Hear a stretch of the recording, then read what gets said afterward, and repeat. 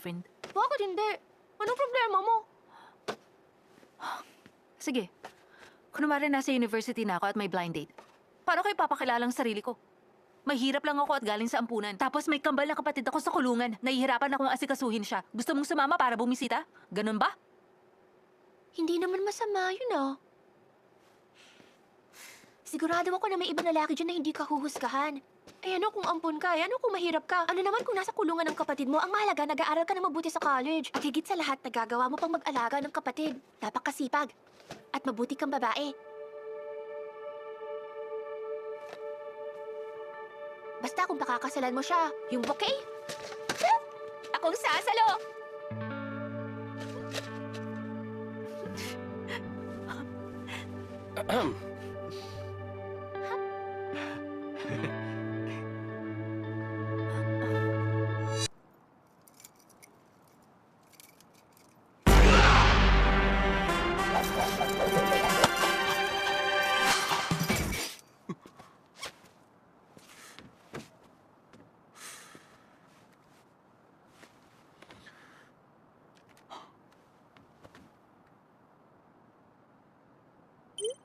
Ano?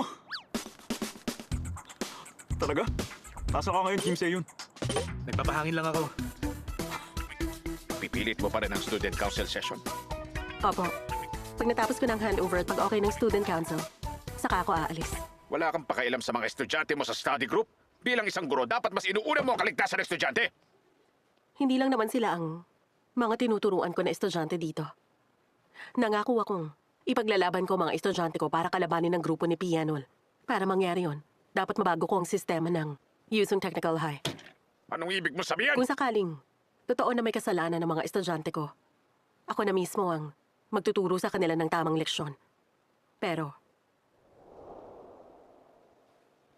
ipaglalaban ko ang tama sa mali.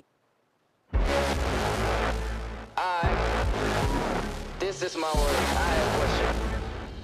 What about this word? Guess who's back? Tell him I'm back, bring a lot. I'm gonna die, they 와봐. 다 해봐, chasing my name on top. 어디가 되든 parking lot back. Yeah, rooftop 같이 내 무대로 만들어봐. 이곳서 만나게 하지 내 두 발의 하품. 나는 더 휴가를 받은 것처럼 푹 되게 만들고서 표한 표정으로 목표를 쫓아. 거울 앞에 섰을 때 난 패배자를 보고 싶진 않아. 더 많은 계절 세워 난 이걸 믿을 심시 않아. 뭐라는 질문, 이렇게 나오기는. 더 계란 한 개를